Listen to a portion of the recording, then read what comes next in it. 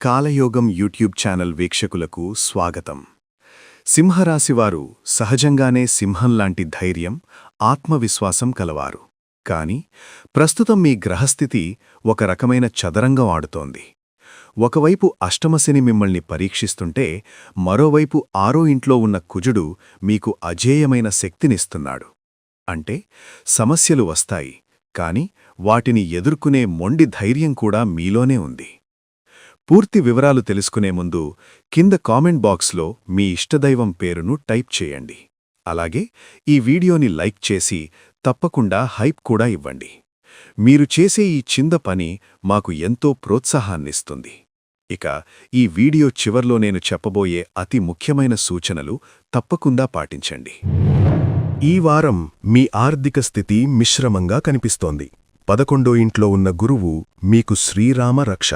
ఆదాయ మార్గాలు బావుంటాయి, మొండి బాకీలు వసూలవుతాయి. కాని అష్టమశని ప్రభావం వల్ల మెడికల్ ఖర్చులు లేదా ప్లాన్ చెయ్యని ఖర్చులు ఆకస్మికంగా రావచ్చు. ఎవరికీ పెద్ద మొత్తంలో అప్పు ఇవ్వకండి. షేర్ మార్కెట్ వంటి రిస్కున్న పనులకు ఈ వారం దూరంగా ఉండటమే శ్రేయస్కరం. వ్యాపారస్తులకు కొత్త క్లయింట్లు పరిచయమవుతారు. కాని 7వ ఇంట్లో సూర్యుడు రాహువు కలయిక వల్ల పార్ట్నర్లతో ఈగో సమస్యలు వచ్చే ఛాన్సుంది. డాక్యుమెంట్ల విషయంలో చాలా ట్రాన్స్పరెంట్గా ఉండండి. చిరు వ్యాపారస్తులకు, ముఖ్యంగా ఫుడ్ బిజినెస్ మరియు నిత్యావసర వస్తువుల వ్యాపారం చేసేవారికి గిరాకీ బావుంటుంది. పోటీ ఉన్నప్పటికీ మీ పనితీరుతో దాన్ని తట్టుకుంటారు. ఉద్యోగస్తులకు ఇది ఒక రకంగా పరీక్షా సమయం. ఆరో ఇంటి కుజుడు మీకు మంచి పేరు తెస్తాడు, శత్రువులపై విజయాన్నిస్తాడు. అయితే అష్టమశని వల్ల వర్క్లోడ్ విపరీతంగా పెరగవచ్చు. ఆఫీస్ పాలిటిక్స్లో అస్సలు తలదూర్చకండి. పై అధికారులతో వాదనలకు దిగితే నష్టపోయేది మీరే.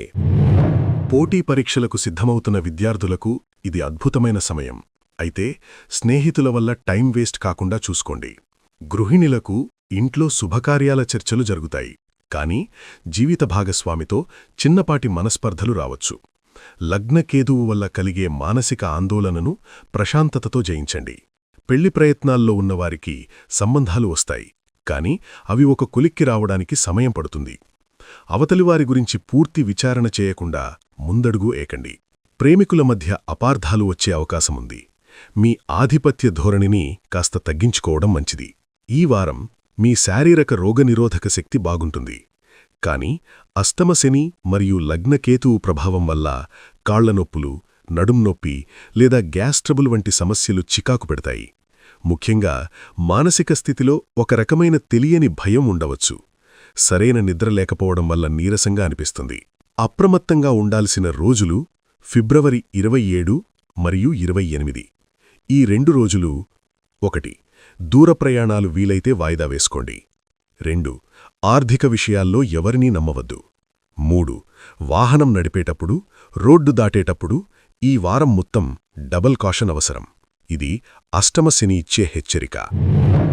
గ్రహదోషాల తీవ్రత తగ్గి శుభ ఫలితాలు కలగాలంటే ఈ చిన్న పరిహారాలు పాటించండి. 1. శనివారం నవగ్రహాల వద్ద నువ్వుల నూనెతో దీపం వెలిగించండి. వీలైతే వికలాంగులకు అన్నదానం లేదా సహాయం చేయండి. 2. ప్రతిరోజు ఉదయం సూర్య నమస్కారాలు చేస్తూ ఓం సూర్యాయ నమః అని 11 సార్లు జపించండి. 3. గందరగోళం తగ్గడానికి సంకటహర చతుర్థి స్తోత్రం లేదా గణపతి ధ్యానం చెయ్యండి. 4. మద్యం, మాంసాహారానికి దూరంగా ఉండండి.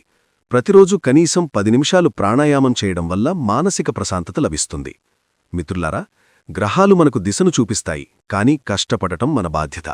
కుజుడు, గురువు మీకు అండగా ఉన్నారు, కాబట్టి ధైర్యంగా ముందుకు సాగండి. మరొక ముఖ్య విషయం మళ్లీ గుర్తుచేస్తున్నాను. కింద కామెంట్ బాక్స్లో మీ ఇష్ట దైవం పేరును టైప్ చేయండి. ఈ వీడియోని లైక్ చేసి తప్పకుండా హైప్ కూడా ఇవ్వండి. మీరిచ్చే లైక్ మరియు హైప్ మాకు ఎంతో ప్రోత్సాహాన్నిస్తుంది. అలాగే మీ రాశి ఫలితాలు, పరిహారాలు ఎప్పటికప్పుడు మిస్ కాకుండా తెలుసుకోవాలంటే మన కాలయోగం ఛానల్ను ఇప్పుడే సబ్స్క్రైబ్ చేసుకోండి. పక్కనే ఉన్న గంట సింబల్ని కొట్టడం మర్చిపోవద్దు.